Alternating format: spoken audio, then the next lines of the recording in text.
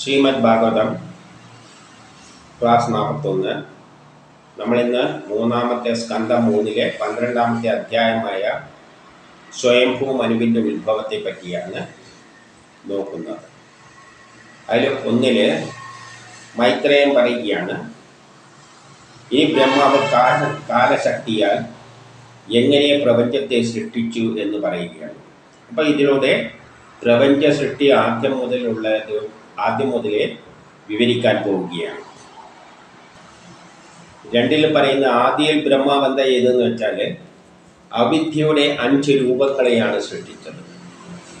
അവിദ്യ എന്ന് പറഞ്ഞാൽ മോഡേൺ സയൻസിലൂടെ തന്നെ, ആധുനിക സയൻസിലൂടെ തന്നെ അതാണ് അവിദ്യ കൊണ്ടുണ്ടാകുന്നത്.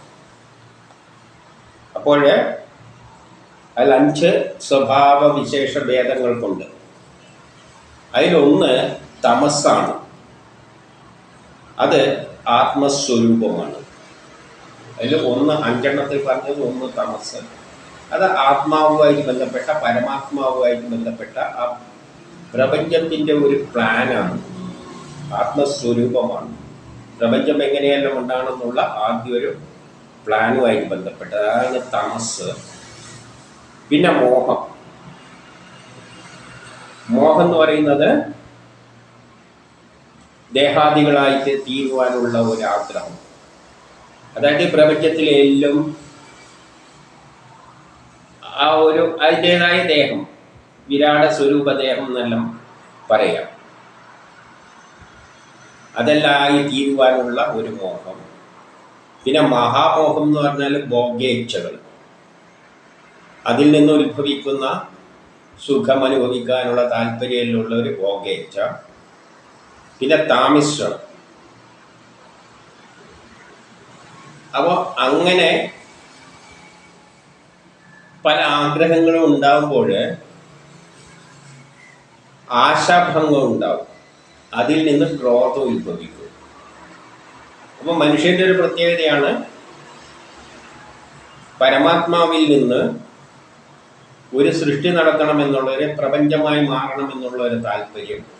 നമ്മളിലേക്കാണെങ്കിൽ ഒരു ശരീരം ഉണ്ടാകണമെന്ന്.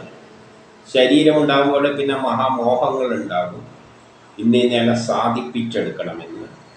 അപ്പോൾ അതിനുള്ള ഒരു പ്രേരക ശക്തി, ഇതെല്ലാം പ്രേരക ശക്തികളാണ്. പിന്നെ താമിശ്രം എന്ന് പറയുന്നത്, അങ്ങനെ ആശയിലൂടെ നീങ്ങുമ്പോൾ ഒരിക്കലും കാര്യം നേടാൻ പോകുന്നില്ല, ആശാഭംഗമുണ്ടാകും. അപ്പം ആശാഭംഗം ഉണ്ടാകുന്നുണ്ട്, എന്തുണ്ടാകും? ക്രോധം ഉണ്ടാകും. അപ്പം അതാണ് താമിശ്രം എന്ന് പറയുന്നത്. പിന്നെ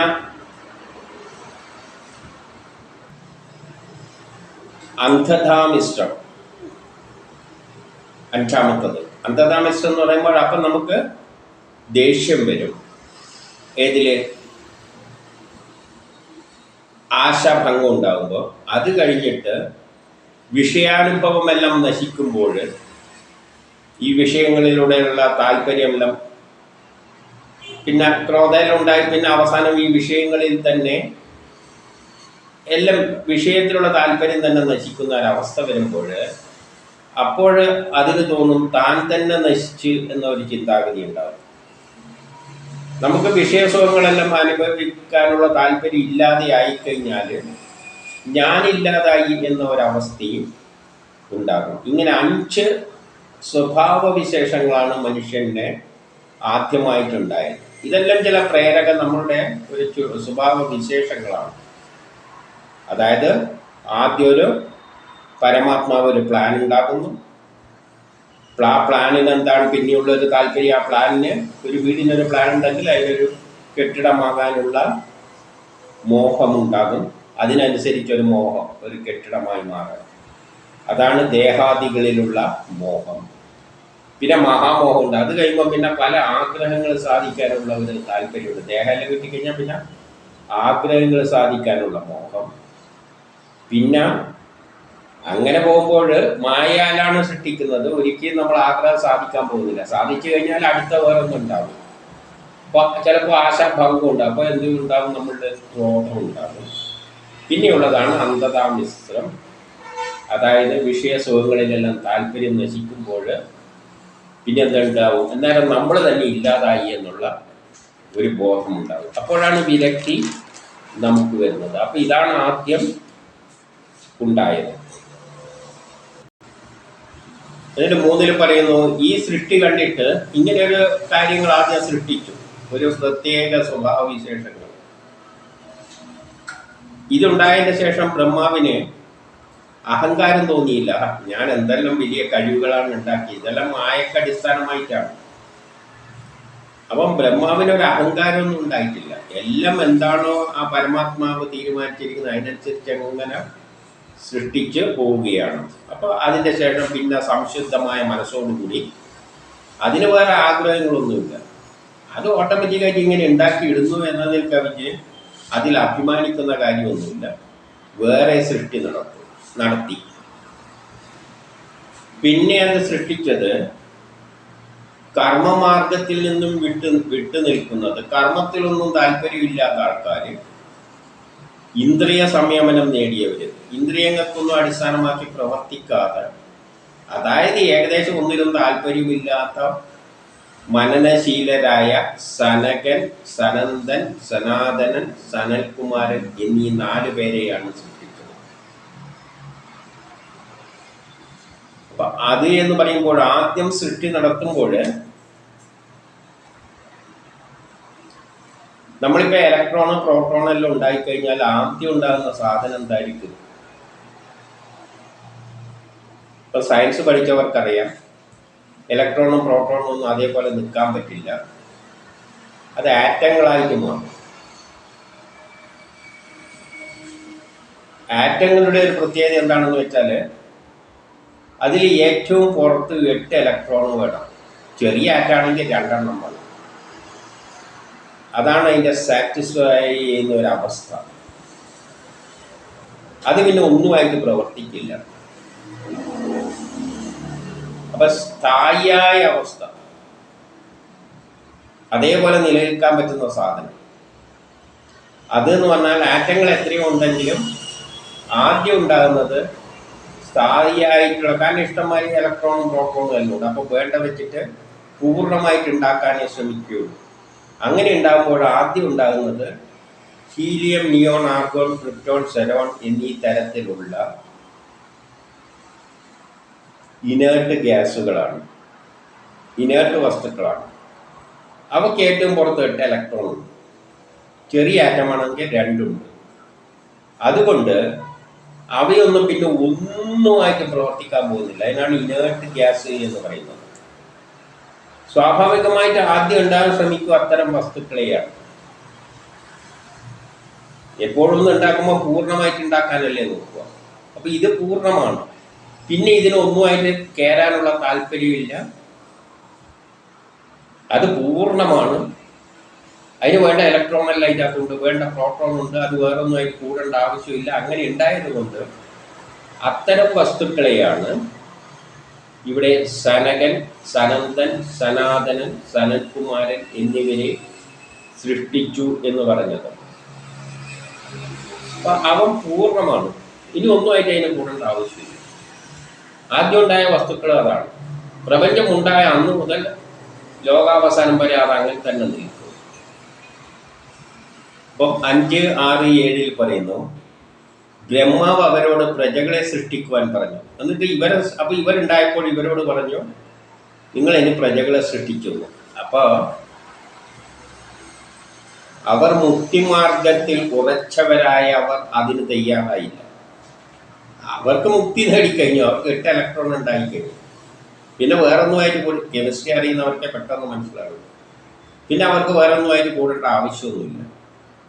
അവരെല്ലാം തികഞ്ഞവരാണ്. അതുകൊണ്ടാണ് വേദങ്ങൾ മുഴുവൻ ജ്ഞാനം നേടിയവർ അവരാണ്. അതുകൊണ്ടാണ് അവർ സത്വര ഗുണമുള്ള പൂർണ്ണമായ ആറ്റങ്ങളായി മാറിയത്, മറ്റൊന്നുമായിട്ട് കൂടേണ്ട. അതുകൊണ്ട് അവർക്ക് വേദജ്ഞാനം, അതുകൊണ്ടാണ് ഇവരിലൂടെയാണ് വേദങ്ങൾ വന്നതെന്നെല്ലാം പറയുന്നത്. ആദ്യം അതിലൂടെയാണ്, അതാണ് ആദ്യമുണ്ടായ ആറ്റങ്ങൾ.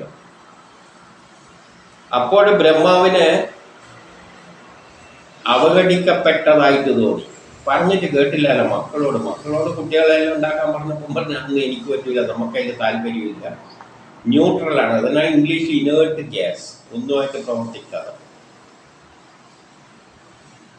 അപ്പം ബ്രഹ്മദേവനെ സഹിച്ചുകൂടാത്ത ദേഷ്യം. അപ്പൊ ഇങ്ങനെ ദേഷ്യം വരുമ്പോൾ കണ്ണിൽ നിന്നും കറുപ്പും വെളുപ്പും നിറം കുറഞ്ഞ ഒരു കുമാരൻ ജനിച്ചു. കണ്ണിൽ നിന്നും ജനിച്ചു എന്ന് പറഞ്ഞാൽ കറുപ്പും വെളുപ്പും. അപ്പൊ അതിന് സ്വഭാവമുണ്ട്.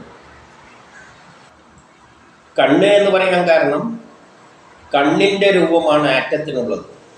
നടുവിലൊരു ന്യൂക്ലിയസും അതിന് ചുറ്റും ഓർബിറ്റില് എലിപ്റ്റിക്കൽ ഓർബിറ്റ് ആണല്ലോ. കണ്ണും എലിപ്റ്റിക്കൽ ഓർബിറ്റാണ്.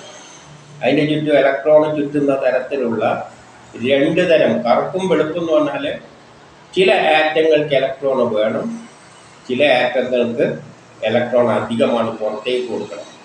അപ്പം നേരത്തെ പറഞ്ഞ 8 ആയിക്കഴിഞ്ഞാൽ ഒന്നും പ്രവർത്തിക്കില്ല. ബാക്കിയുള്ളതിനെല്ലാം ഒന്നിക്ക് എപ്പോഴും 8 കുറവായിരിക്കും. അപ്പം അവന് എപ്പോഴും അതിനെ 8 ആക്കേണ്ട ഒരു ടെൻഡൻസി ഉണ്ട്. മറ്റുള്ളവരുമായിട്ട് കൂടേണ്ട ഒരു ടെൻഡൻസി ഉണ്ട്. അങ്ങനെ നിൽക്കാൻ പറ്റില്ല.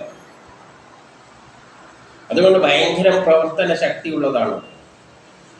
ചിലതിന് ഇലക്ട്രോൺ പിടിച്ചെടുക്കാനുള്ള ടെൻഡൻസി, ചിലതിന് അധികം വരുന്നതിന് വേണ്ടാന്ന് വെച്ച് വിട്ടുകൊടുക്കാൻ ടെൻഡൻസി. എന്തായാലും 8 അല്ലാതെ പുറത്തെ ഓർബിറ്റിൽ 8 കുറഞ്ഞ് നിൽക്കാനും പറ്റില്ല. അപ്പോൾ പുറത്ത് 1 ഉള്ളതെങ്കിൽ അതിന് പിന്നെ 7 കിട്ടാൻ പോകുന്നില്ല. പിന്നെ അതെപ്പോഴും ഏതിനെങ്കിലും കൊണ്ടെങ്കിൽ പിടിപ്പിച്ചു കൊടുക്കും, അതുമായിട്ട് കയറി പ്രവർത്തിക്കും. എന്നാൽ 7 ഉള്ളതെങ്കിൽ 8 1 കിട്ടിയാൽ മതിയില്ല, ഇവിടെ നിന്ന് പിടിച്ചെടുക്കാൻ നോക്കും. അപ്പം ഭയങ്കര ആക്റ്റീവാണ്. അപ്പം അങ്ങനെ ഉള്ള ബാക്കിയുള്ള ആറ്റങ്ങളാണ് ഉണ്ടായത്. അതുകൊണ്ട് കറുപ്പും വെളുപ്പും. ഒന്ന് ഓക്സിഡേഷൻ, മറ്റേത് റിഡക്ഷൻ. ഇലക്ട്രോൺ വിടുന്നതും എടുക്കുന്നതും 2 സ്വഭാവമാണ്. അതുകൊണ്ടാണ് ഓക്സിഡേഷൻ റിഡക്ഷൻ എന്നെല്ലാം പറയുന്നത് കെമിസ്ട്രിയിൽ. അപ്പം ആ 8 അവർ ബ്രഹ്മദേവനോട് വിളിച്ചു പറഞ്ഞു. അത് ഭയങ്കര ശബ്ദങ്ങളുണ്ടാക്കും, കരയാൻ തുടങ്ങി. അത് കരഞ്ഞുകൊണ്ട് പറഞ്ഞു, നമുക്ക് ഒരു സ്ഥാനം തരണം, നമുക്കൊരു പേര് തരണം, ഇങ്ങനെയൊന്നും ഉണ്ടാകാൻ നമുക്കിവിടെ നിൽക്കാൻ പറ്റില്ല. ഇതൊക്കെ നമുക്ക് സ്ഥാനങ്ങളും നാമങ്ങളും പേരുകൾ തരണമെന്ന് പറഞ്ഞുകൊണ്ട് ബഹളം കൂട്ടാൻ തുടങ്ങി. അപ്പോൾ 9 10 ബ്രഹ്മദേവൻ അവർക്ക് അതെല്ലാം ഉണ്ടാക്കി തരാമെന്ന് പറഞ്ഞു. എന്നിട്ട് പറഞ്ഞു, കരയരുത്. അതുകൊണ്ട് കരയരുത് എന്ന വാക്കിൽ നിന്നാണ് രുദ്രൻ എന്ന് അവർക്ക് നാമകരണം ചെയ്തു. അപ്പൊ ആദ്യം തന്നെയുള്ള വസ്തുക്കൾക്ക് പേര് കൊടുത്തത് കെമിസ്ട്രിയിലും ആദ്യം നാമകരണം ചെയ്തിരിക്കുന്നത് രുദ്രന്മാരാണ്, ആറ്റങ്ങളാണ്. ആറ്റങ്ങൾക്ക് ഓരോ സ്ഥാനങ്ങളും കൊടുത്തിട്ടുണ്ട്, പേരുകളും കൊടുത്തിട്ടുണ്ട്. അങ്ങനെയാണ് 108 തരം ആറ്റങ്ങൾ പീരിയോഡിക് ടേബിളിൽ 100-ൽ കൂടുതൽ. പീരിയോഡിക് ടേബിൾ ഗ്രൂപ്പും പീരിയഡും ആക്കിയിട്ട് ഓരോന്നിനും ഓരോ സ്ഥാനം കൊടുത്തിട്ട് ഈ ആറ്റങ്ങൾക്കെല്ലാമാണ് ആദ്യം പേര് കൊടുത്തത്. ആദ്യമുണ്ടായ ദ്രവ്യങ്ങൾ ആറ്റങ്ങളാണ്. അതുകൊണ്ട് അവർക്ക് പീരിയോഡിക് ടേബിളിൽ ഒരു പ്രത്യേക സ്ഥാനമുണ്ട്. അവർക്ക് ചില പേരുകളും കൊടുത്തു. ഹൈഡ്രജൻ, ഹീലിയം എന്നെല്ലാം പറഞ്ഞുകൊണ്ട് പേരും കൊടുത്തു. അത് കരഞ്ഞുകൊണ്ടിരിക്കുക എന്ന് പറഞ്ഞാൽ ആറ്റങ്ങൾക്ക് ഭയങ്കര ശക്തിയാണ്. കാരണം അതിന് അറ്റാക്കിയേ പറ്റൂ. എവിടെന്നെങ്കിലും പിടിച്ചിട്ട് അത് എല്ലാമായിട്ട് കയറി അറ്റാക്ക് ചെയ്യും. അത്രയും ശക്തിയുള്ളതാണ്. ഭയങ്കര കരച്ചിലാണ്. ആ ഒരു ഇതിൻ്റെ കൊണ്ട് ആറ്റങ്ങൾ മാത്രമാണ് നമ്മൾ കണ്ടിട്ടില്ലേ. ഇലക്ട്രോണ് ചാടുമ്പോഴാണ് പ്ലഗിൽ നമ്മൾ കുത്തുമ്പോൾ വയറ് ഷോർട്ട് സർക്യൂട്ടിലുണ്ടെങ്കിൽ ഇലക്ട്രോൺ കയറി ചാടും, മറ്റേ ആറ്റം പിടിച്ച് വലിക്കും ഇലക്ട്രോണ്. അപ്പം ഇതങ്ങോട്ട് ചാടും. ആ സ്പാർക്കാണ് നമ്മൾ കമ്പിയിലെല്ലാം തീയായിട്ട് കാണുന്നത്. അപ്പോൾ ആദ്യ ആറ്റങ്ങൾ ഉണ്ടായപ്പോൾ, ആറ്റങ്ങളാണ് രുദ്രൻ. അതുണ്ടായപ്പോൾ അത് വാവിട്ട് കരയാൻ തുടങ്ങിയെന്ന് പറഞ്ഞാൽ അത്രയും പ്രപഞ്ചം മുഴുവൻ ഭയങ്കര ശബ്ദമാണ്. മറ്റുള്ളതിനുള്ള പിടിച്ചെടുക്കാനുള്ള ഒരു വല്ലാത്ത ഒരു അവസ്ഥയാണ്. ആറ്റങ്ങൾക്ക് നിലനിർത്താൻ പറ്റില്ല. അതിനാണ് ഒബ്ജക്റ്റ് റൂൾ എന്നെല്ലാം പറയും കെമിസ്ട്രിയിൽ. അങ്ങനത്തെ ഒരവസ്ഥയാണ് ആദ്യം ഉണ്ടായത്. അപ്പം ബ്രഹ്മദേവൻ അവർക്ക് പേരെല്ലാം കൊടുത്തു. എന്നിട്ട് എന്ത് പറയുന്നു എന്ന് വെച്ചാൽ, നിനക്ക് ഹൃദയം, ഇന്ദ്രിയങ്ങൾ, പ്രാണൻ, ആകാശം, വായു, അഗ്നി, ജലം, ഭൂമി, സൂര്യൻ, ചന്ദ്രൻ, തപസ്സി എന്നീ 11 സ്ഥാനങ്ങൾ നിനക്കായി മുൻകൂട്ടി തന്നെ ഞാൻ ഉണ്ടാക്കിയിട്ടുണ്ട് എന്ന് പറഞ്ഞു. ഈ ആറ്റങ്ങൾക്കെല്ലാം 11 സ്ഥാനങ്ങളുണ്ട്. അതായത് ഏകദേശം 11 തരം രുദ്രന്മാർ ഉണ്ട്. 11 തരം രുദ്രന്മാർ എന്ന് പറഞ്ഞാൽ 8 ഗ്രൂപ്പുകളായിട്ടാണ് തിരിച്ചിരിക്കുന്നത്. ഓരോന്നിൻ്റെ ഏറ്റവും പുറത്തുള്ള ഇലക്ട്രോണിൻ്റെ എണ്ണത്തെ അനുസരിച്ചാണ് അതിൻ്റെ പ്രത്യേകത. അതിനാണ് ഗ്രൂപ്പ് എന്ന് പറയുമ്പോൾ 1 2 3 4 5 6 7 8. ഏറ്റവും പുറത്ത് 8 വരെ ആകുമ്പോൾ 8 നേരത്തെ പറഞ്ഞ ഒന്നിലും പ്രവർത്തിക്കാറുള്ളത്. ബാക്കി 7 കുറവാണ്. അതുകൊണ്ടാണ് അത് ഓടി നടന്ന് അപ്പോൾ 8 കഴിഞ്ഞാലും വേറൊരു പ്രത്യേകതയുണ്ട്. ബാക്കിയുള്ള എല്ലാത്തിൽ നിന്ന് വ്യത്യസ്തമായിട്ട് ആദ്യത്തെ ആറ്റത്തിന് 1 ഉള്ളൂ. അതിന് വലിയ 8 പറ്റില്ല. അതുകൊണ്ട് അതിന് 2 ഉണ്ടാക്കിയാൽ മതി. അപ്പം അങ്ങനെ വരുന്ന ഒന്നാണ് ഹൈഡ്രജൻ. ഹൈഡ്രജൻ എന്ന് പറയുന്ന ഒരു പ്രത്യേക തരമാണ്. ഹൈഡ്രജന് ഒരു പ്രത്യേക സ്ഥാനമുണ്ട്. അപ്പം അതിന് 1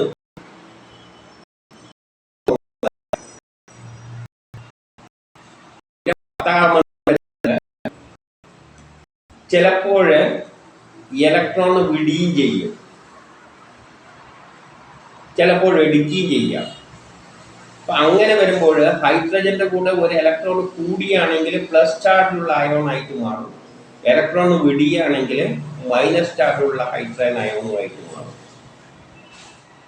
അപ്പം അങ്ങനെ 2 ഉണ്ട്. അപ്പം ആറ്റങ്ങളെ യഥാർത്ഥത്തിൽ 11 തരമായിട്ടാണ് തിരിച്ചിരിക്കുന്നത്. 8 ഗ്രൂപ്പുകൾ, 8 ഇലക്ട്രോൺ, 1 2 3 അങ്ങനെ 8. പിന്നെ ആദ്യത്തെ ഗ്രൂപ്പ് ഹൈഡ്രജനെ പ്രത്യേകമായിട്ട് ചെറുതായതുകൊണ്ട് അതിനെ പ്രത്യേകമായിട്ട് അതിന് 8 ഉണ്ടാക്കാൻ പറ്റില്ല. അതിനെ പ്രത്യേകമായിട്ട് ഒരു കാറ്റഗറി ആയിട്ട് തിരിക്കുക. അപ്പോൾ 9. പിന്നെ ഇലക്ട്രോൺ 1 എടുത്തു കഴിഞ്ഞാൽ അയോണുകളായി മാറും. അപ്പം മൈനസ് അയോണും പോസിറ്റീവ് അയോണും നെഗറ്റീവ് അയോണും ആകാം. ഇലക്ട്രോൺ വിടുന്നത് മൈനസ് അയോണും എടുക്കുന്നത് പോസിറ്റീവ് അയോണും. അയോണുകളായിട്ട് എടുക്കാം. ആറ്റങ്ങൾ അയോണുകളായിട്ട്. അങ്ങനെ 11 തരത്തിൽ രുദ്രന്മാരെ തരംതിരിച്ചിട്ടുണ്ട്. ഇനി ഈ 11 തരത്തിലും വേദങ്ങളിൽ ഓരോ പേര് കൊടുത്തിട്ടുണ്ട്. അതിൽ നിന്നാണ് സൃഷ്ടി ആരംഭിക്കുന്നത്.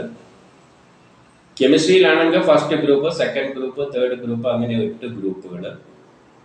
പിന്നെ നേരത്തെ പറഞ്ഞ മാതിരി അയോണുകൾ, 2 അയോണുകളും പിന്നെ ഒരു ഹൈഡ്രജനെ പ്രത്യേകിച്ചു പറഞ്ഞിട്ടുണ്ട്. ഇവിടെ അതിന് വേറൊരു പേരാണ് കൊടുത്തിരിക്കുന്നത്. മനു, മന്യോ,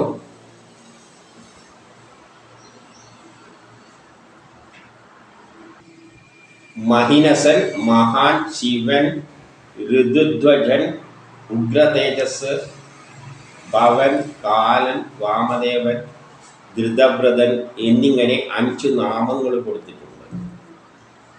അപ്പോൾ ആറ്റങ്ങൾ ഇങ്ങനെ 11 തരത്തിലായിട്ട് തിരിച്ചിട്ടുണ്ട്. അതാണ് രുദ്രന്മാർ. പോസിറ്റീവ് ആറ്റങ്ങൾ എല്ലാം ദ്വയമായിട്ട് സൃഷ്ടിച്ചത് കൊണ്ട് അതിൽ തന്നെ നെഗറ്റീവായിട്ടും അതിനെ പറയാം. അവയുടെ ദ്വയമായിട്ടുകൊണ്ട് ആറ്റങ്ങൾ തന്നെ H+, H- ആകാം, അല്ലെങ്കിൽ അതിൻ്റെ നെഗറ്റീവ് ആകാം. അങ്ങനെ നെഗറ്റീവ് ആകുമ്പോൾ അതിനെ സ്ത്രീകളായിട്ട് ചിത്രീകരിച്ചുകൊണ്ട് നെഗറ്റീവ് അയോൺ പോസിറ്റീവ് അയോൺ എന്ന നിലയിൽ മീനിയെടുക്കാം. അങ്ങനെ സ്ത്രീകളായിട്ട് ധി, വൃത്തി, ഉശന, ഉഷ, ഉമ, നീർത്ത്, സർപ്പസ്ത്രീ, ഇച്ഛ, അംബിക, ഇരാവതി, സുധ, ദീക്ഷ എന്നിങ്ങനെ രുദ്രണിമാരുമായിട്ട് പത്നിമാരുമായിട്ട് അതിനെ പ്ലസും മൈനസും ആയിട്ട് 12 11 തിരിച്ചിട്ടുണ്ട്. എന്നിട്ട് 14 പറയുകയാണ്, ഈ നാമങ്ങളും സ്ഥാനങ്ങളും സ്വീകരിച്ചുകൊണ്ട് അനേകം പ്രജകളെ സൃഷ്ടിക്കുകയും അതിനാൽ അങ്ങ് പ്രജാപതിയുമായി. അങ്ങനെ ഈ ആറ്റങ്ങളെല്ലാം പരസ്പരം കൂടിച്ചേർന്നിട്ട്, എന്തുകൊണ്ട് അവർക്ക് 8 നിൽക്കാൻ പറ്റില്ല, പുറത്ത് 8 നിൽക്കാം. ഒന്നിട്ട് വേറെ വല്ലതിനും പിടിപ്പിച്ചിട്ട് അതിൻ്റെ കൂടെ നടക്കണം, അല്ലെങ്കിൽ വല്ലയിടത്തുനിന്നും എടുത്തിട്ട് അതുമായിട്ട് കൂടിച്ചേർന്ന് നടക്കണം. അങ്ങനെയായിട്ടാണ് ഈ ലോകത്തിൽ പ്രജകളെല്ലാം ഉണ്ടായിരിക്കുന്നതെന്ന് പറയുകയാണ്. അതുകൊണ്ടാണ് അതിന് പ്രജാപതി എന്ന് പറയുന്നത്.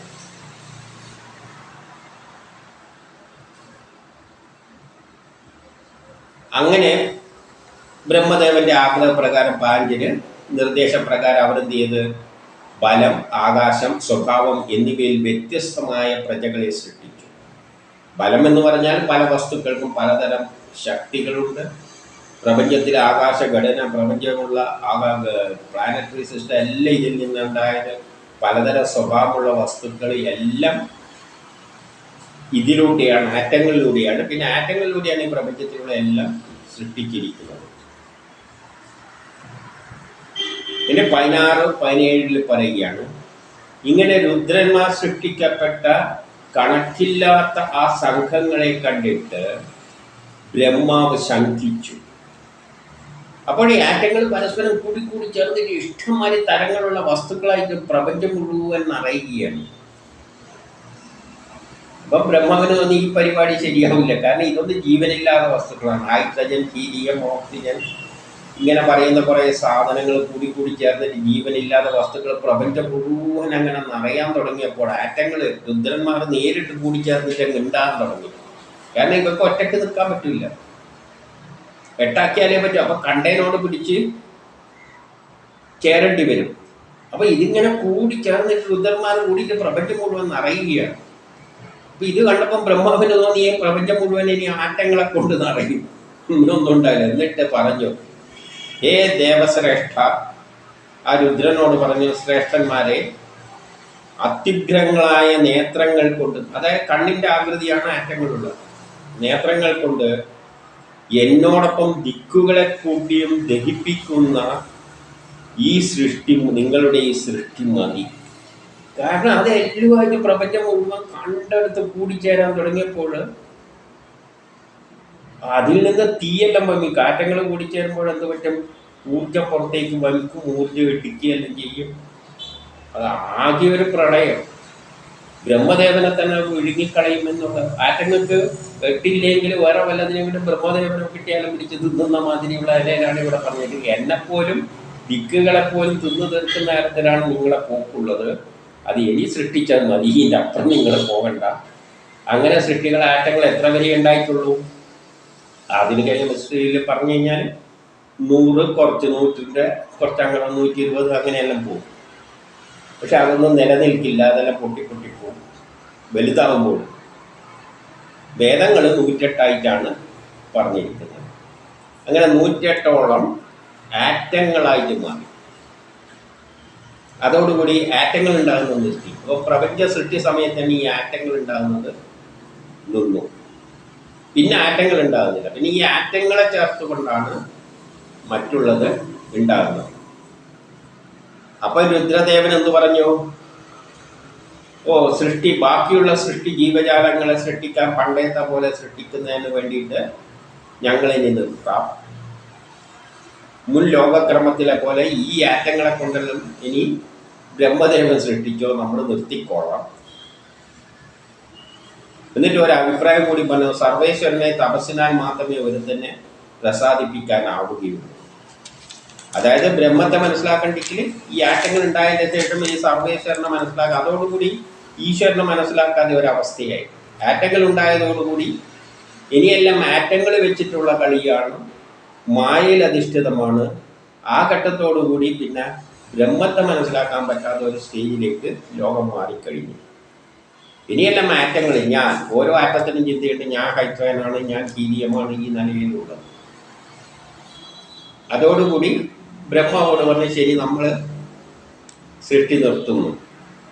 ഇനി 20 മൈത്രേയൻ.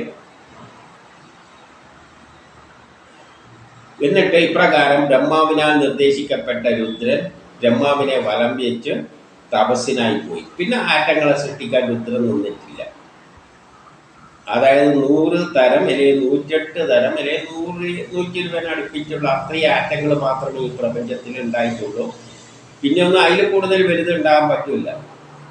കാരണം ന്യൂക്ലിയസിനെ ഇലക്ട്രോൺ പിടിച്ചു വെക്കാൻ പറ്റില്ല. അപ്പം ആകെ ഉണ്ടാകാൻ പറ്റുന്ന ഒരു 100 അടുപ്പിച്ചിട്ടുള്ള വ്യത്യസ്ത തരം ആറ്റങ്ങളാണ്. അതോടുകൂടി രുദ്രന്മാർ പണി നിർത്തി. ഇനി ഇതുപയോഗിച്ചുകൊണ്ട് വേണം എന്തുണ്ടാക്കാൻ? പ്രപഞ്ചം ബ്രഹ്മാവ് സൃഷ്ടിക്കാൻ. ഇനി 21-22 പറയാണ്, പിന്നെ സൃഷ്ടിക്ക് ചിന്തിച്ചുകൊണ്ടിരുന്ന ബ്രഹ്മാവിൽ നിന്നും 10 പുത്രന്മാർക്ക് ജന്മം നൽകി. അത് ബ്രഹ്മാവിന്റെ മാനസപുത്രന്മാരാണ്. അപ്പം മാനസപുത്രർ എന്ന് പറയുമ്പോൾ മനസ്സിലാണ് നമ്മളെ പ്രേരക ശക്തി ആക്ട് ചെയ്യുന്നത്. നമ്മൾ എന്ത് കർമ്മം ചെയ്യുമ്പോഴും നമ്മളെ മനസ്സിലാണ് പ്രേരണ ഉണ്ടാകുന്നത്. ഇന്ന ചെയ്യണം എന്നല്ല. മനസ്സിലല്ലേ തോന്നുന്നത്. ഒരു സാമ്പാർ ഉണ്ടാക്കേണ്ടിക്കും മനസ്സിൽ തോന്നുന്നു. അപ്പൊ ആദ്യം പ്രപഞ്ചത്തിൽ, ഇത് മനുഷ്യന്റെ കാര്യത്തിലല്ല, ആദ്യം തന്നെ എന്തുണ്ടായിട്ടുണ്ട്? ഈ സൃഷ്ടിക്ക് പ്രേരിപ്പിക്കുന്ന പ്രേരക ശക്തികളെ 10 തിരിച്ചിട്ടുണ്ട്. ഈ അജ്ഞാത ശക്തികളെ ആ പരമാത്മാവിന്റെ പ്ലാൻ അനുസരിച്ച് സൃഷ്ടിക്കാൻ വേണ്ടിയിട്ടാണ്. അപ്പൊ അതൊരു 10 തിരിഞ്ഞു. അത് പ്രേരക ശക്തികളാണ്.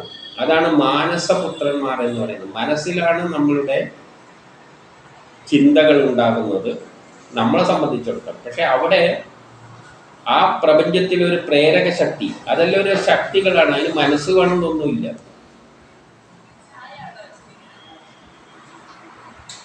അപ്പോൾ 10 പുത്രന്മാരെ സൃഷ്ടിച്ചു. അവയുടെ പേര് മരീചി, അത്രി, അംഗീരസ്, പുലസ്ത്യർ, പുലഹൻ, ക്രതു, ഭൃഗു, വസിഷ്ഠൻ, ദക്ഷൻ, നാരദൻ. ഇതിൽ നാരദൻ ഏതാണെന്ന് നമുക്കറിയാലോ.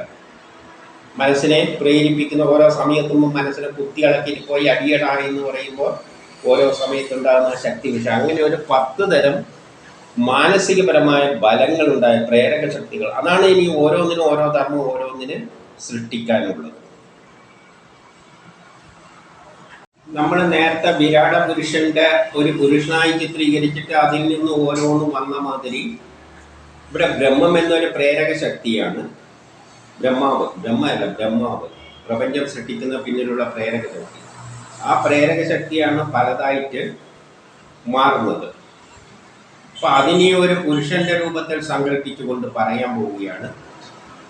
23-24 പറയുകയാണ്, മടിയിൽ നിന്നാണ് നാരദൻ ഉണ്ടായത്. അതൊരു പുരുഷനമാരിയായിട്ട് സങ്കല്പിച്ചിട്ട് അതിൽ നിന്ന് വന്നു എന്നുള്ളത് കഥരൂപത്തിൽ പറയുന്നതായിട്ട് കണ്ടാൽ മതി. പെരുവിരൽ നിന്ന് ദക്ഷൻ, പ്രാണനിൽ നിന്നും വസിഷ്ഠൻ, ത്വക്കിൽ നിന്നും ഭൃഗു, കയ്യിൽ നിന്നും ഋതു, നാഭിയിൽ നിന്നും പുലഹൻ, കർണത്തിൽ നിന്നും പുലസ്ത്യൻ, മുഖത്തിൽ നിന്നും അംഗീരസ്, കണ്ണിൽ നിന്നും അത്രി, മനസ്സിൽ നിന്നും മരീചി. ഇങ്ങനെ പ്രേരക ശക്തികൾ ഉണ്ടാകുന്നു.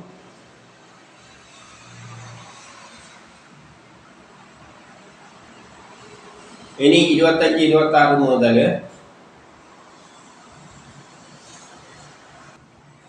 വലതുവശത്ത് നിന്ന് ധർമ്മമുണ്ടായി. അതാണ് ശാശ്വതമായ നാരായണന്റെ സ്ഥിതി. പിന്നെ പൃഷ്ഠത്തിൽ നിന്ന് അധർമ്മമുണ്ടായി, അതിന് മരണ സ്വഭാവമാണ്. പിന്നെ ഹൃദയത്തിൽ നിന്ന് കാമമുണ്ടായി. അതായത് കാമബലം ഹൃദയമായിട്ട് ബന്ധപ്പെട്ടിട്ടാണ് കിടക്കുന്നതെന്നുള്ളൊരു രീതിയിൽ ഈ അവയവങ്ങളെ പറയുകയാണ്. കീഴ്ചുണ്ടിൽ നിന്ന് ലോകം, ലിംഗത്തിൽ നിന്ന് സമുദ്രം, പുരികത്തിൽ നിന്ന് കോപം, മുഖത്തിൽ നിന്ന് വാഗ്ദേവിയും, ബുധത്തിൽ നിന്ന് നിര്യതിയും. എങ്കിൽ 27 പറയുന്നത് ഇതെല്ലാം ആ ഒരു പുരുഷന്റെ വർണ്ണനയായിട്ട് ഇതിൽ നിന്നെല്ലാം ഇന്നയുന്ന ഇതെല്ലാം ചില വിചാരങ്ങളെല്ലാം ഉണ്ടാവുകയാണ്. കാരണം ഇതെല്ലാം ചില പ്രേരക ശക്തികളാണ്. നമ്മളെ ചില കർമ്മത്തിന് പ്രേരിപ്പിക്കുന്ന കോപമുണ്ടാകാം, കാമമുണ്ടാകാം. ഇങ്ങനെ പലതരം കാര്യങ്ങളാണ് നമ്മളെ പ്രേരിപ്പിക്കുന്നത്. ഈ വാക്കുകൾ, വാഗ്ദേവി എന്ന് പറയുമ്പോൾ വാക്കുകളെല്ലാം നമ്മളെ പലതരം പ്രേരിപ്പിക്കുന്നത്. കോപം പ്രേരിപ്പിക്കുന്നുണ്ട്, പിന്നെ ലോഭങ്ങൾ പ്രേരിപ്പിക്കുന്നുണ്ട്. നമ്മളെന്തെങ്കിലും വേണ്ടാത്ത വർത്തമാനം പറഞ്ഞു കഴിഞ്ഞാൽ ചിലപ്പോൾ അവിടെ അടിയലും നടക്കും. ഇതെല്ലാം ചില പ്രേരക ശക്തികളാണ്.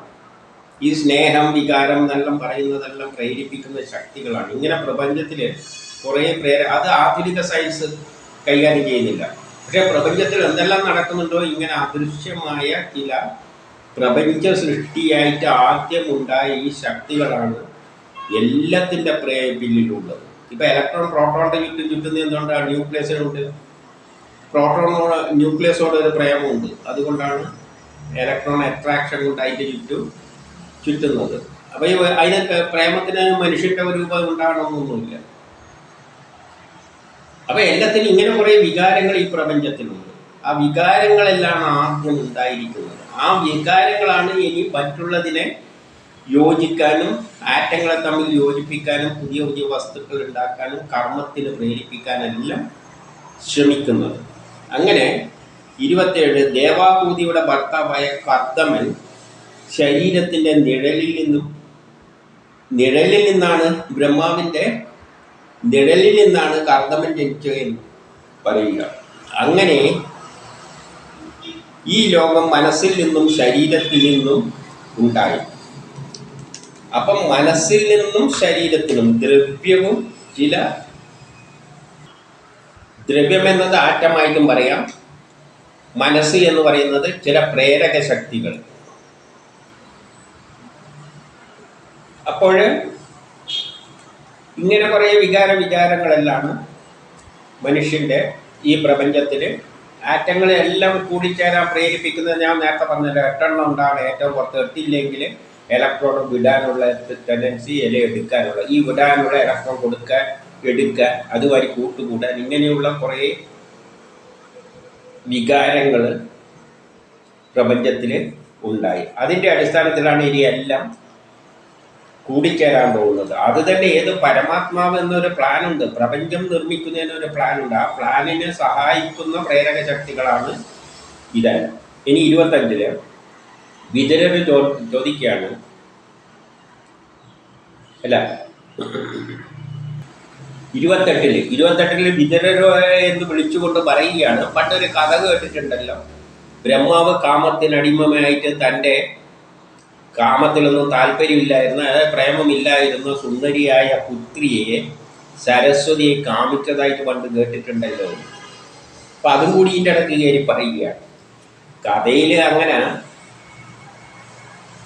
ജനത്തിനൊരു രസം ഉണ്ടാക്കാൻ വേണ്ടിയിട്ട് അതെല്ലാം ഇടയ്ക്ക് അങ്ങനെയെല്ലാം ചിത്രീകരിക്കുകയാണ്. കാരണം ബ്രഹ്മാവിൽ നിന്നാണ് സരസ്വതി ഉണ്ടാകുക എന്ന് പറഞ്ഞാൽ ബ്രഹ്മാവിൻ്റെ ദ്വയമാണ് സരസ്വതി.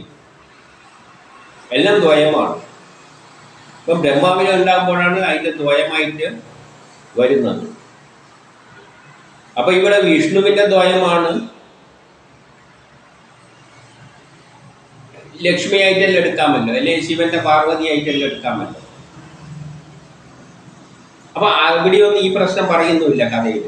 എന്തുകൊണ്ട്? സ്വന്തം മകളാണെന്നൊന്നും അവിടെ കയറി പറയുന്നില്ല. കാരണം ദ്വയമാണ്. അപ്പം ബ്രഹ്മാവിനും ദ്വയമാണ്. പക്ഷെ മറ്റേടത്തൊന്നും ആ പ്രശ്നം വരുന്നില്ല. ബ്രഹ്മാവ് ആദ്യമായിട്ടുള്ള സൃഷ്ടിയാണ്. ആദ്യം ബ്രഹ്മാവിൽ നിന്നാണ് തുടങ്ങുന്നത്. അതുകൊണ്ടാണ് ബ്രഹ്മാവിൻ്റെ കാര്യത്തിൽ വരുമ്പോൾ അത് മകളായി പോകുന്നത്. ആദ്യം ഉണ്ടാകുമ്പോഴും പിന്നെ മകളായിരിക്കുമല്ല, ബ്രഹ്മാവിൽ നിന്ന് തുടങ്ങുന്നു. പക്ഷെ വിഷ്ണുവിലെല്ലാം വരുമ്പോൾ അത് ആദ്യം എന്ന് പറയാൻ പറ്റില്ല. അതിന് മുമ്പിലും വേറെ ഉണ്ട്. സൃഷ്ടി എന്ന് പറഞ്ഞ് തുടങ്ങുന്നത് ബ്രഹ്മാവിൽ നിന്നാണ്, അല്ലാതെ വിഷ്ണു സൃഷ്ടി എന്ന് പറഞ്ഞിട്ടല്ല തുടങ്ങുന്നത്. അതുകൊണ്ട് വിഷ്ണുവിനെ സംബന്ധിച്ചിടത്തോളം ദ്വയമായതിന് അവിടെ വലിയ കുഴപ്പമില്ല. പക്ഷേ ബ്രഹ്മാവിൻ്റെ കാര്യം വരുമ്പോൾ ഇങ്ങനെയൊരു വശമുണ്ട് എന്ന് പറയുന്നതിന് യഥാർത്ഥത്തിൽ അതൊരു ഇഷ്യൂ ഒന്നും അല്ല യഥാർത്ഥത്തിൽ. കാരണം ഇതൊന്നും മനുഷ്യരൊന്നും അല്ലല്ലോ, ചില ബലങ്ങളാണല്ലോ. ഒരു ബലത്തുനിന്ന് വേറൊരു ബലം വന്നു കഴിഞ്ഞാൽ, പക്ഷെ കഥയിൽ കുറച്ച് രസത്തിനെല്ലാം വേണ്ടിയിട്ട് ഇവിടെ ഇങ്ങനെ പറഞ്ഞ് കേട്ടിട്ടുണ്ടല്ലോ എന്നാണ് പറയുന്നത് വിതുരരോട്. അപ്പം അതൊരു കുറിപ്പും തോക്കലും വെച്ച് ഒന്ന് ക്രിയേറ്റ് ചെയ്തിട്ട് പറയുകയാണ് ഒരു രസത്തിന്.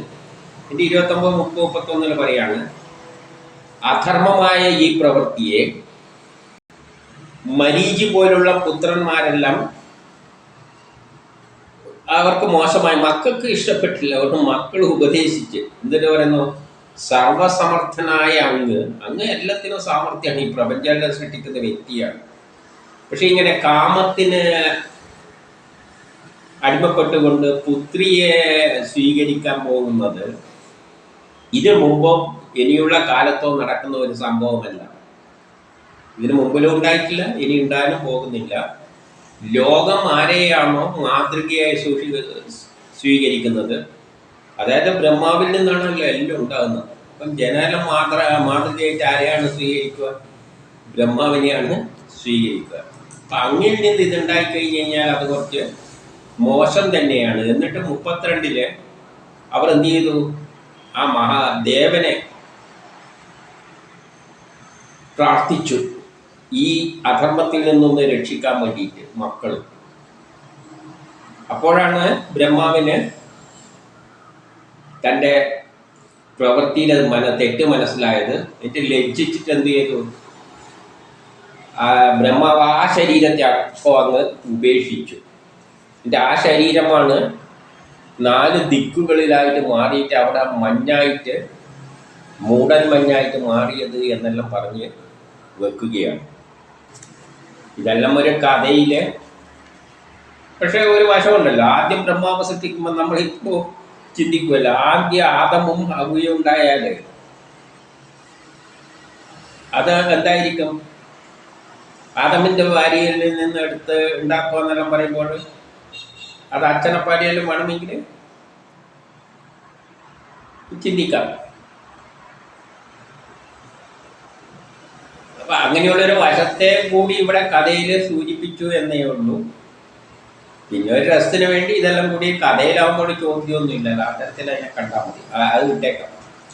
പിന്നെ 34-35 ഒന്നിച്ചു ചേർന്ന ലോകങ്ങളെ പണ്ടത്തെ പോലെ എങ്ങനെ സൃഷ്ടിക്കാമെന്ന്. ഒന്നിച്ചു ചേർന്ന ലോകങ്ങളാണ്. പണ്ട് പ്രളയ സമയത്ത് എല്ലാം നശിച്ചിട്ട് ഇവിടെ വന്നിട്ട് ഏകീകരിപ്പിച്ചിട്ട് ഒരു വിരാട പുരുഷന്റെ സത്ത മാതിരി അവിടെ ഒന്നിച്ചു നിൽക്കുന്നുണ്ട്. അതിനെ അതേപോലെ വീണ്ടും സൃഷ്ടിക്കണം. അങ്ങനെ ചിന്തിച്ചപ്പോൾ ബ്രഹ്മാവിൻ്റെ 4 മുഖത്തിൽ നിന്നും പല ദിക്കിലേക്ക് പോകുന്ന മുഖത്തിൽ നിന്ന് എവിടെയും മുഖമായിട്ട് ചിത്രീകരിച്ചു എന്ന് ചിന്തിച്ചാൽ മതി. വായിൽ നിന്നാണല്ലോ വേദങ്ങൾ വന്നത്. അതുകൊണ്ട് 4 വേദങ്ങൾ ഉണ്ടായി എന്ന് പറയുന്നു. അതിലൂടെ 4 വേദങ്ങൾ എങ്ങനെയാണ് ഉണ്ടായത്? വിഷയത്തിൻ്റെ അടിസ്ഥാനത്തിലാണ് തരംതിരിച്ചിരിക്കുന്നത്. വ്യസിക്കുകയാണ് ചെയ്തത്. എല്ലാ ശാസ്ത്രത്തെയും കർമ്മത്തിൻ്റെ അടിസ്ഥാനത്തിൽ വ്യസിക്കുകയാണ് ചെയ്തത് 4 തരമായിട്ട്. അതുകൊണ്ട് അതിലൂടെ 4 പ്രകാരത്തിലുള്ള ഹോതാക്കളുടെ കർമ്മങ്ങളും അവയുടെ നിരൂപണങ്ങളും ഉപവേദങ്ങളെല്ലാം ഉണ്ടായി, ന്യായശാസ്ത്രങ്ങളുണ്ടായി. ഇതെല്ലാം തന്നെ ധർമ്മസ്വരൂപമായ 4 പാദങ്ങൾ, ധർമ്മത്തിൻ്റെ 4 പാദങ്ങളായിട്ട് ഈ 4 വേദങ്ങളെ എടുക്കാം. അതിലൂടെ 4 വിധം ആശ്രമങ്ങളുണ്ടായി. 4 വിധ ആശ്രമം എന്ന് പറഞ്ഞാൽ വേദത്തിൻ്റെ അടിസ്ഥാനത്തിൽ തന്നെയാണ് ആശ്രമങ്ങൾ ഉണ്ടായിരിക്കുന്നത്. നമ്മൾ ബ്രഹ്മചര്യം പഠിക്കുന്ന കാലഘട്ടം, പിന്നെ കർമ്മത്തിലേക്ക്, ഈ പഠിച്ച വേദങ്ങളെ കർമ്മത്തിലേക്ക്, പിന്നെ പുത്രന്മാർ വരുമ്പോൾ അവലെഴുതുക, പിന്നെ അവസാനം വാനപ്രസ്ഥം, സന്യാസം. ഇതെല്ലാം തന്നെ കർമ്മത്തിൻ്റെ അടിസ്ഥാനത്തിലാണ്. കർമ്മം എന്ന് പറയുന്നത് വേദങ്ങളിൽ ജ്ഞാനത്തിലൂടെയാണ്. കർമ്മം ചെയ്യേണ്ടെങ്കിൽ ജ്ഞാനം പറയും. ഇനി 36 അങ്ങനെ ആശ്രമധർമ്മങ്ങളെല്ലാം ഉണ്ടാവുന്നു. ഇനി വിദുരർ പറയുന്നു, വേദങ്ങൾ ബ്രഹ്മാവിൻ്റെ 4 മുഖങ്ങളിലൂടെ ഉണ്ടായല്ലോ. അവ ഏത് മുഖങ്ങളിലൂടെയാണ് ഉണ്ടായതെന്ന് വിസ്തരിച്ച് പറഞ്ഞു കൊടുക്കാൻ വേണ്ടിയിട്ട് വിദുരർ പറയുകയാണ്. അപ്പം 37 മൈത്രേയൻ, പൂർവ, ദക്ഷിണ, പശ്ചിമ, ഉത്തര, ഇങ്ങനെ 4 ദിക്കുകളായിട്ട് പറഞ്ഞിട്ട് ക്രമത്തിൽ ഋഗ്വേദം, യജുർവേദം, സാമവേദം, അഥർവവേദം ഉണ്ടായി. അതായത് പൂർവമുഖത്തിൽ നിന്ന്. യഥാർത്ഥത്തിൽ ബ്രഹ്മാവിന് കഥയിലാണ് ഈ 4 തലയെല്ലാം മുഖമെല്ലാം വെച്ചിരിക്കുന്നത്. അതുകൊണ്ട് ആ തരത്തിലെടുത്താൽ മതി. അതിലൂടെ 4 തരം കർമ്മങ്ങളും ഈ 4 ദിക്കിൽ നിന്നും ഉണ്ടായി. ആ ക്രമത്തിൽ പറയുകയാണ്. ശാസ്ത്രം എന്ന ഹോത്രകർമ്മവും, വിദ്യ എന്ന ഉദ്ഗാത്രകർമ്മവും, സ്തുതിസോമ എന്ന അധ്വര കർമ്മവും, പ്രായശ്ചിത്തം എന്ന ബ്രഹ്മകർമ്മവും. ഈ ക്രമത്തിൽ നിന്ന് പൂർവം, ദക്ഷിണം, പശ്ചിമം, ഉത്തരം ദിക്കുകളിൽ കൂടെ ഉണ്ടായി. ഇനി 38 ആയുർവേദം, അത് വൈദ്യവുമായിട്ട് ബന്ധപ്പെട്ട, ധനുർവേദം യുദ്ധവുമായിട്ട് ബന്ധപ്പെട്ട, ഗാന്ധർവവേദം സംഗീതങ്ങൾ, സ്ഥാപത്യ വേദം അതായത് ശില്പശാസ്ത്രങ്ങൾ, എല്ലാ കലകളും എല്ലാം ആ സമയത്താണ് ഉണ്ടായത്. ഇവിടെ ജ്ഞാനമാണ് ആദ്യം ഉണ്ടായിരിക്കുന്നത്. നമ്മളെ പ്രേരിപ്പിക്കുന്ന ചില ശക്തികളെ പറ്റി പറഞ്ഞു, കുറേ പ്രേരിപ്പിക്കുന്ന വിചാരങ്ങളെല്ലാം ഉണ്ട്. പക്ഷേ പ്രേരിപ്പിക്കേണ്ടി കഴിഞ്ഞാൽ പിന്നെ ഇതൊരു സയൻസ് വേണം. അപ്പോൾ സയൻസുകളെല്ലാം ആദ്യ സമയം തന്നെ ഉണ്ടാകുന്നുണ്ട്.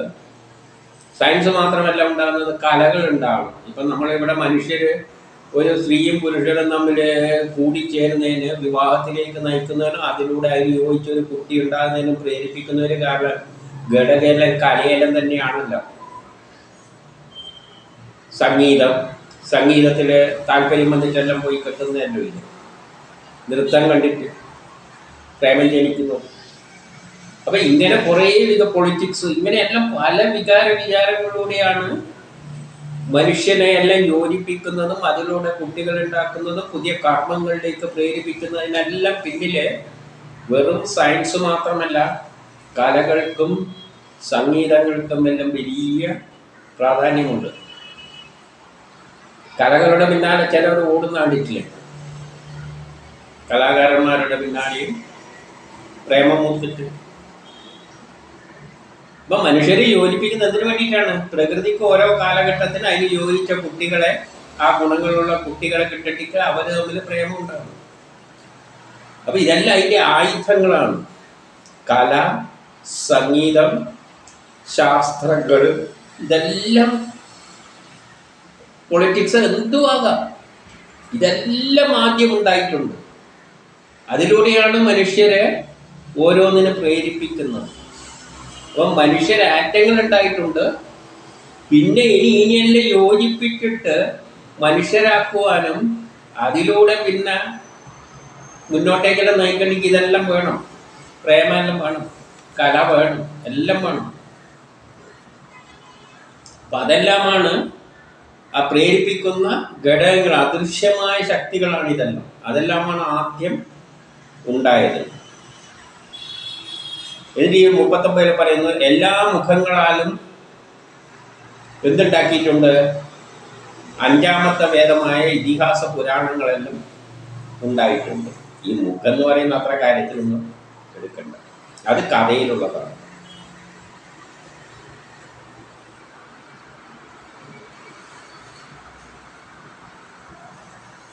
പിന്നെ വേറെ ചിലതുണ്ടായത് ഷോഡശി ഉത്ത, ചമയം, അഗ്നിശ്രോമം, പിന്നെ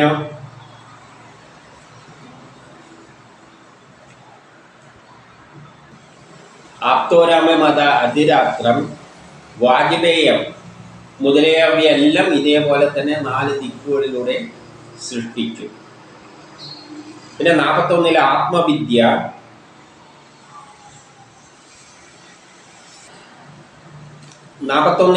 ആത്മവിദ്യ, ദാനം, തപസ്, സത്യസന്ധത, ഇതുമെല്ലാം അദൃശ്യമായ ശക്തികൾ തന്നെയാണ്. ഇതിൽ ധർമ്മത്തിൻ്റെ പാഠങ്ങളായിട്ട് സൃഷ്ടിച്ചു. ദാനം ചെയ്യാനുള്ള മനസ്സ്, തപസ് ചെയ്യാനുള്ള മനസ്സ്, തപസ് എന്ന് പറഞ്ഞാൽ ഒന്നിനെപ്പറ്റി ചിന്തിച്ചുകൊണ്ടിരിക്കാനുള്ള, അറിയാനുള്ള ജ്ഞാനത്തിലേക്ക് പ്രേരിപ്പിക്കുന്നത്. ഇതെല്ലാം നമ്മളെ പ്രേരിപ്പിക്കുന്ന ഘടകങ്ങളാണ്. ഇതൊന്നും മനുഷ്യൻ്റെ നിയന്ത്രിക്കുന്ന കുറേ ഘടകങ്ങളാണ്.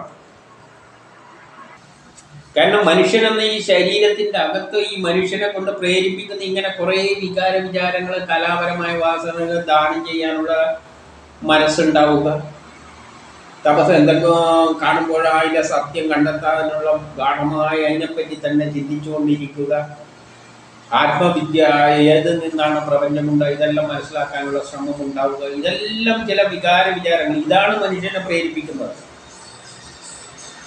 നമുക്ക് എണീക്കുമ്പോൾ തോന്നുക എന്താണ് ഈ മാങ്ങ എന്താണ്, അല്ലെ ആപ്പിൾ എന്താണ് താഴത്തോട്ടേക്ക് ഉള്ളുന്നതെന്ന് ചിന്തിച്ചുകൊണ്ടിരിക്കുമ്പോഴാണ് ഒരു ശാസ്ത്രം തെളിഞ്ഞു വരുന്നത്. അതിലൂടെയാണ് നാളെ ചിലപ്പം ലോകത്തിൻ്റെ പുരോഗതി ഉണ്ടാകുക. ഇതിനെല്ലാം പ്രേരിപ്പിക്കുന്ന ഓരോ മനസ്സിൽ ഓരോ പ്രേരക ശക്തി വരുന്നുണ്ട്. ആ ശക്തികളെയാണ് ഇവിടെയെല്ലാം വിസ്തരിച്ച് പറയുന്നത്. അങ്ങനെ കുറേ ശക്തികളാണ് പ്രപഞ്ച സൃഷ്ടിയിൽ ഇനി ഇറങ്ങിയിട്ട് ഓരോന്നിനെയും പ്രേരിപ്പിക്കുന്നത്. അതെല്ലാം അദൃശ്യ, അങ്ങനെ പ്രപഞ്ചത്തിൽ ഇങ്ങനെ എന്തെല്ലോ അദൃശ്യ ശക്തികളുണ്ട് നമ്മൾ അറിയാതെ. നമ്മളതിനെ അതെല്ലാം നമ്മളെ പ്രേരിപ്പിച്ചിട്ടാണ് നമ്മളെ കൊണ്ട് കർമ്മം ചെയ്യിപ്പിക്കുന്നത്. ഇതെല്ലാം പ്രകൃതി സാധിപ്പിച്ചെടുക്കുക നമ്മളുടെ. ഇപ്പൊ ദാനം എന്ന് പറയുന്നത് തന്നെ ഒരാൾ കഷ്ടപ്പെടുമ്പോൾ, ഇപ്പൊ ഒരു പെൺകുട്ടി അവിടെ കഷ്ടപ്പെട്ട് അങ്ങനെ പൈസ ഒന്നും ഇല്ലാതെ പഠിക്കാൻ പൈസ ഒന്നും ഇല്ലാതെ അങ്ങനെ കഷ്ടപ്പെടുമ്പോൾ നമുക്ക് കുറേ പൈസ ഉണ്ട്. ചിലപ്പോൾ എനിക്ക് തോന്നും ഒന്ന് സഹായിച്ചു കളയാം. പിന്നെ ആ സഹായിച്ചു കഴിഞ്ഞിട്ട് പിന്നെ അതാണ് പ്രേമമായിട്ട് മാറുന്നത്. പിന്നെ അതിനോടുകൂടെയാണ് പ്രകൃതി എന്ത് ചെയ്യുന്നത്, അവരുടെ ജനിതഘടനകൾ യോജിപ്പിച്ചിട്ട് പ്രകൃതിക്ക് നാളെ ഏത് തരത്തിലുള്ള കുട്ടിയാണോ വേണ്ടത് അതിനുണ്ടാക്കിയെടുക്കുന്നത്. ഉദാഹരണമായിട്ട് നല്ലവണ്ണം പാടാനും നൃത്തം ചെയ്യാനും കഴിവുള്ള ഒരു കുട്ടി വേണമെങ്കിൽ, ഇപ്പോൾ അടുത്ത് തന്നെ വേണമെങ്കിൽ, ഇപ്പോൾ എനിക്ക് നല്ല പാടാൻ കഴിവുണ്ടെങ്കിൽ എൻ്റെയും പിന്നെ നല്ല നൃത്തം ചെയ്യാനുള്ള ഏതെങ്കിലും ഒരു പെൺകുട്ടി ചിലപ്പോൾ നല്ല നൃത്തമെല്ലാം ചെയ്യുമ്പോൾ എനിക്കൊരു ആഗ്രഹം തോന്നും, അവളെ കെട്ടിക്കളയാണോ, അവൾക്കും തോന്നും. അങ്ങനെ യോജിപ്പിച്ചിട്ട് പാട്ട് പാടാനും നൃത്തം ചെയ്യാനും കഴിവുള്ള ഒരു കുട്ടീനെ അത് ഡെവലപ്പ് ചെയ്തെടുക്കുകയാണ്. അതിൻ്റെ എല്ലാം ജനിതഘടന നമ്മളേലുണ്ട്. ഇതൊന്നും നമ്മളറിയുന്നില്ല. നമ്മളെല്ലാം ഞാനെന്ന ചിന്ത കൊണ്ട് ചെയ്യുകയാണ്. പക്ഷെ ഇങ്ങനെ കുറേ വിചാരങ്ങൾ പ്രപഞ്ചത്തിലുള്ളത് കൊണ്ടാണ് ഈ ലോകം മുന്നോട്ടേക്ക്, ഇങ്ങനെയും ലോകം മുന്നോട്ടേക്ക് പോകുന്നത്. അല്ലാതെ സയൻസ് അല്ല. സയൻസ് ഉണ്ട്, പക്ഷെ സയൻസിനെ കാട്ടി അധികം സത്യങ്ങൾ കണ്ടെത്താനുള്ള ഒരു പ്രേരണ. അതാണ് ശാസ്ത്രജ്ഞന്മാരെ പുതിയ തത്വങ്ങൾ കണ്ടെത്താൻ പ്രേരിപ്പിക്കുന്നത്. അവർ അവരുടെ ജീവിതം തന്നെ തുളച്ചിട്ടാണ് ഗവേഷണം നടത്തുന്നത്. പിന്നെ പണം ഉണ്ടാക്കാനുള്ള ആർത്തി കൊണ്ടാണ് ഈ കണ്ടെത്തിയെടുത്തുകൊണ്ട് പലതരം വ്യവസായങ്ങളെല്ലാം തുടങ്ങിയിട്ട് അത് പ്രൊഡക്ഷനായിട്ട് മാറുന്നത്. അപ്പം ഇങ്ങനെ പലതരം വികാരങ്ങളിലൂടെയാണ് പ്രപഞ്ചം മുന്നോട്ട്. അല്ല സയൻസ് മാത്രമല്ല, ഇതെല്ലാം ഉണ്ടായതാണ് ഇവിടെ വിസ്തരിച്ച് പറയുന്നത്. ഇങ്ങനെ കുറേ വികാരങ്ങളെ ആദ്യം ഉണ്ടാക്കിയിട്ടിട്ടുണ്ട്. ഇനി 42 മനുഷ്യരുടെ ഇടയ്ക്ക് ചില ചിന്താധാരകൾ, അതായത് പൂണൂല് ചടങ്ങുണ്ടല്ലോ, പൂണൂല് ധരിച്ചതിന് ശേഷമാണ് വിദ്യ തുടങ്ങുന്നത്. അത് ആർക്കാണ് പഠിക്കാൻ താല്പര്യമുള്ളത്? ബ്രാഹ്മണ, ക്ഷത്രിയ, വൈശ്യരാണ്. ശൂദ്രർ എന്ന വിഭാഗത്തിന് പഠിപ്പിന് താല്പര്യമില്ലാതെ സേവനം ചെയ്യുന്ന ഒരു വിഭാഗമുണ്ട്. അവർക്കല്ല, മറ്റുള്ളവർക്കേ പഠിക്കാൻ താല്പര്യമുള്ളൂ. അവർ പൂണൂല് ധരിച്ചിട്ട് വേണം എന്ത് ചെയ്യാൻ, വിദ്യ തുടങ്ങണം. അവർക്ക് 2 ജന്മമുണ്ട്. ഒന്നാമത്തെ ജന്മം ജനിച്ചപ്പാടുള്ളത്. പിന്നെ ഈ വിദ്യ നേടുമ്പോഴാണ് പുതിയ മനുഷ്യനായിട്ട് മാറുന്നത്. മനുഷ്യന് വിദ്യ നേടുമ്പോഴാണ് മാറുന്നത്.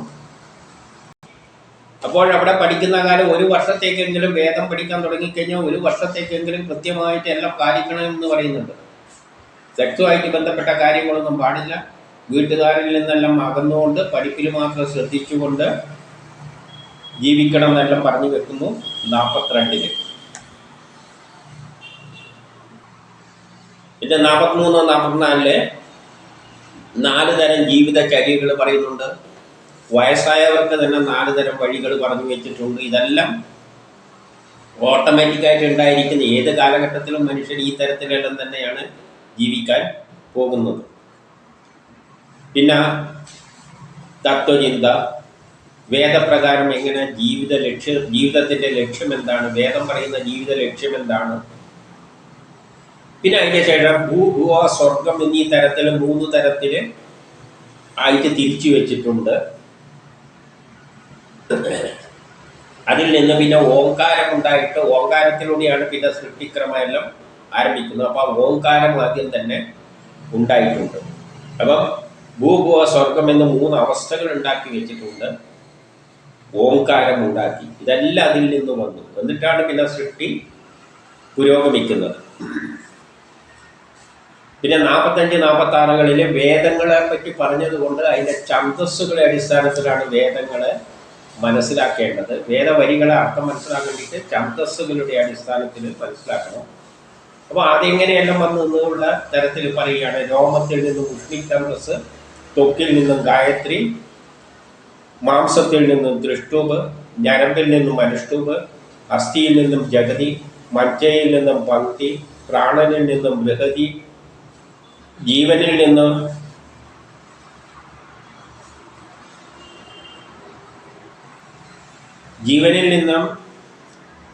വ്യഞ്ജനാക്ഷരങ്ങളും ശരീരത്തിൽ നിന്നും സ്വരാക്ഷരങ്ങളെല്ലാം ഉണ്ടായി. അതിൻ്റെ ശേഷമാണ് അക്ഷരങ്ങളെല്ലാം ഉണ്ടായിരിക്കുന്നത്. ഇനി 47 ഇന്ദ്രിയത്തിൽ നിന്നും ഊഷ്മാക്ഷരങ്ങളും ബലത്തിൽ നിന്നും മധ്യമാക്ഷരങ്ങളും ഉണ്ടായി എന്ന് പറയുകയാണ്. ഇനി ബ്രഹ്മാവിൻ്റെ ക്രീഡയിൽ നിന്നും 7 സ്വരങ്ങൾ ഉണ്ടായി എന്ന് പറയാണ്, സപ്തസ്വരങ്ങളെല്ലാം. അപ്പൊ ഈ അക്ഷരങ്ങളെല്ലാം ഉണ്ടാകുന്ന പ്രപഞ്ചം സൃഷ്ടിക്കുന്നതിനെക്കാട്ടി മുമ്പില് ഭാഷകള്, അക്ഷരങ്ങള്, സയൻസ്, വിചാരങ്ങൾ ഇതിനെല്ലാം പ്രേരിപ്പിക്കുന്ന അക്ഷരങ്ങൾ നമ്മളെ പ്രേരിപ്പിക്കുന്നുണ്ട്. അക്ഷരങ്ങൾ ഉണ്ടെങ്കിലെല്ലാം മാത്രമല്ലേ നമുക്ക് ആശയവിനിമയം നടത്താൻ പറ്റുള്ളൂ. അപ്പൊ ഈ അക്ഷരങ്ങളെല്ലാം അതിലാണ് പെടുത്തിയിരിക്കുന്നത്. സ്വരങ്ങൾ ഇതെല്ലാം പക്ഷികളെല്ലാം സംസാരിക്കുന്ന സ്വരത്തിലൂടെയല്ലേ സംസാരിക്കുന്നുണ്ടെങ്കിൽ സ്വരം അവർ ശബ്ദം പുറപ്പെടുവിക്കൽ ചെയ്യുന്നുള്ളൂ.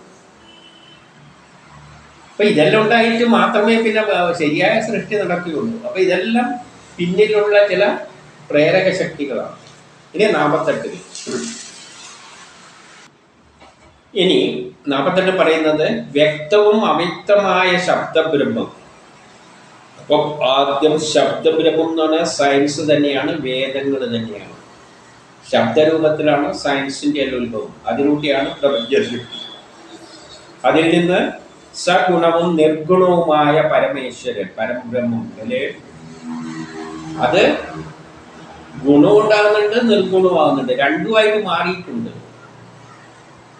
വിവിധ ശക്തികൾ പല രൂപത്തിലും സർവ്വവ്യാപിയായി പല രൂപമായി മാറി പ്രപഞ്ചം മുഴുവൻ സർവവുമായിട്ട് വ്യാപിച്ചു.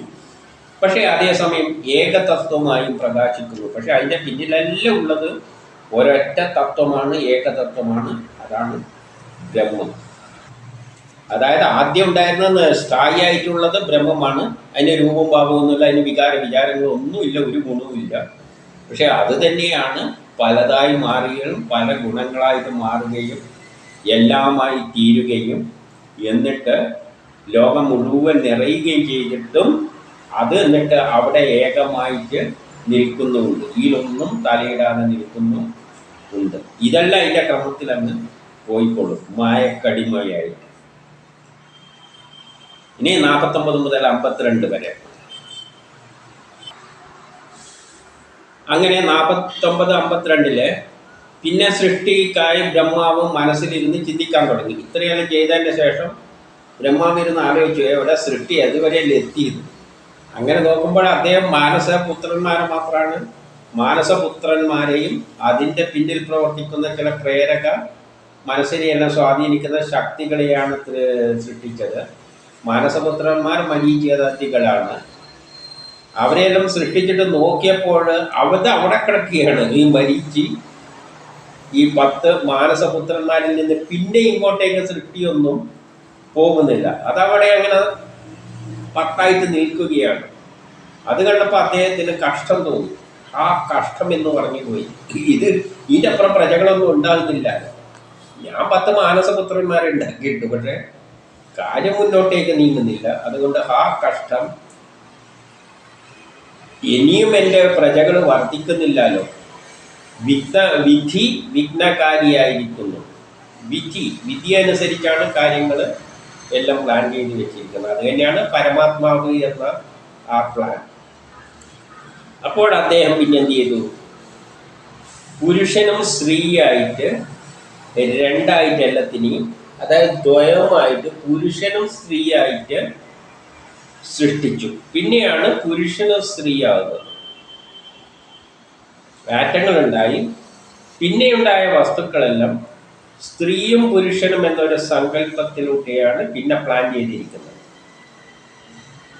അപ്പം ബ്രഹ്മസ്വരൂപം എന്താണെന്ന് രണ്ടായിട്ട് മാറുന്നു, പുരുഷനും സ്ത്രീയും. അപ്പോഴേ യഥാർത്ഥത്തിൽ സൃഷ്ടി വരുന്നുള്ളൂ. മനസ്സെല്ലുണ്ടായി, ആ മനസ്സിലൂടെ പ്രേരിപ്പിച്ചിട്ടാണ് ഇനി ആറ്റങ്ങളെയെല്ലാം ചേർത്തുകൊണ്ട് സ്ത്രീയും പുരുഷനുമായിട്ട് സൃഷ്ടി നടത്തുന്നത്. അങ്ങനെ ഉണ്ടാകുന്ന ആ പുരുഷനാണ് സ്വയംഭൂ മനു എന്ന് പറയുന്നത്, ആദ്യത്തെ മനു. ഇപ്പൊ ആറ്റങ്ങളെല്ലാം ഉണ്ടായി, ആറ്റങ്ങളെ യോജിപ്പിക്കാനുള്ള പ്രേരക ശക്തികളെല്ലാം ഉണ്ടായി.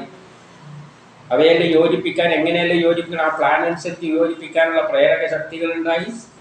പിന്നെ ആണും പെണ്ണുമായിട്ട് ചേർത്തിരിച്ചു. അങ്ങനെയുള്ള പുരുഷനെയാണ് സ്വയംഭൂ മനു എന്ന് പറയുന്നത്.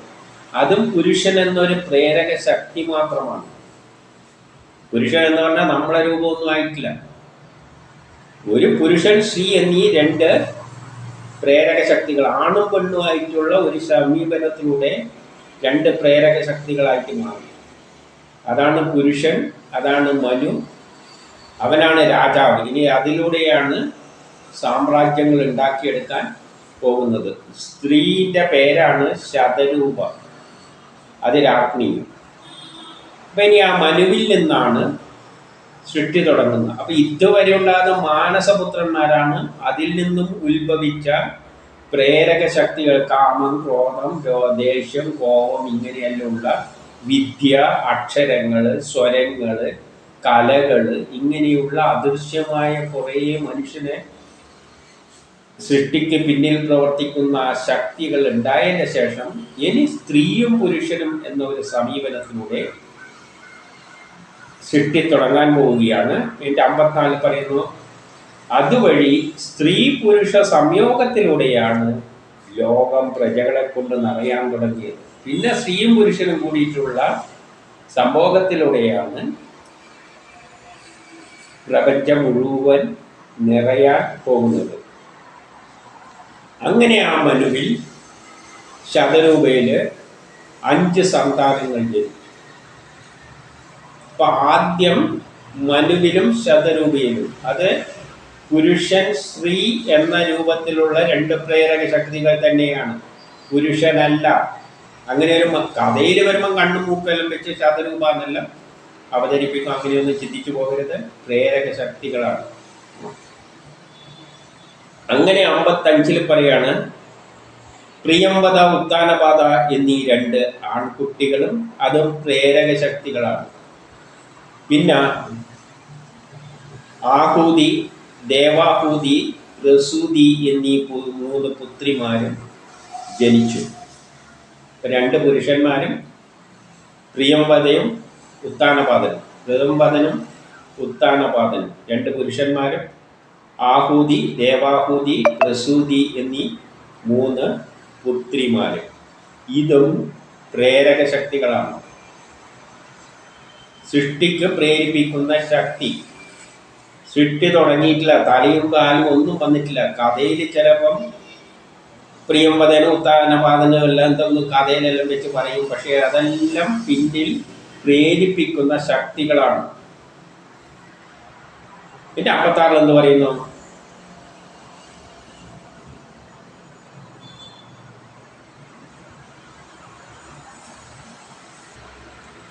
ആഹൂതിയെ രുചിക്കും, ദേവാഹൂതിയെ കർദമനും, പ്രസൂതിയെ ദക്ഷനും വിവാഹം ചെയ്തു കൊടുത്തിട്ട് ഇവരിലൂടെയാണ് ഇനി ലോകം നിറയാൻ പോകുന്നത്. അപ്പം ഇതും ജീവജാലങ്ങളിലേക്ക് എത്തിയിട്ടില്ല. ഇതിലൂടെയാണ് ഇനി സൃഷ്ടിക്കാൻ. ആറ്റങ്ങൾ ഉണ്ടായിട്ടേ ഉള്ളൂ, പ്രേരക ശക്തികൾ ഉണ്ടായിട്ടേ ഉള്ളൂ. അല്ലാതെ സൃഷ്ടിയൊന്നും നടന്നില്ല, അല്ലാതെ ഈ പ്രപഞ്ചം തന്നെ ഉണ്ടായിട്ടില്ല. തുടക്കമാണ്. ആ പ്രേരക ശക്തികളാണ് ഇപ്പൊ എന്നിൽ കൂടി ഒരു പ്രേരക ശക്തിയാണ് ഈ പ്രോഗ്രാം ചെയ്യിപ്പിക്കുന്നത്. മനസ്സിലൊരു പ്രേരക ശക്തി എവിടെ നിന്നോ വരുന്നുണ്ട്. അത് ഗ്രഹങ്ങളുമായിട്ട് ബന്ധപ്പെട്ട് പ്ലാനിൽ നിന്ന് വരികയാണ്, പരമാത്മാവെന്ന പ്ലാനിൽ നിന്ന് വരികയാണ്, എന്നെ കൊണ്ടത് ചെയ്യിപ്പിക്കുകയാണ്. ഇത്തരം പ്രേരക ശക്തികളെയാണ്, അതാണ് ആറ്റങ്ങളെയെല്ലാം യോജിപ്പിക്കുകയും പലതരം വസ്തുക്കളെ, ജീവനുള്ള വസ്തുക്കളെല്ലാമായിട്ട് ആ പ്രേരക ശക്തിയാണ് ജീവനായിട്ട് ആക്ട് ചെയ്യുന്നത്.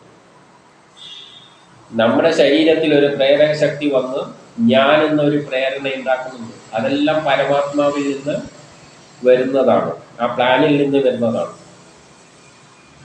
അപ്പൊ എപ്പോഴും ഇനിയും സൃഷ്ടിയിലേക്ക് കടന്നിട്ടില്ല.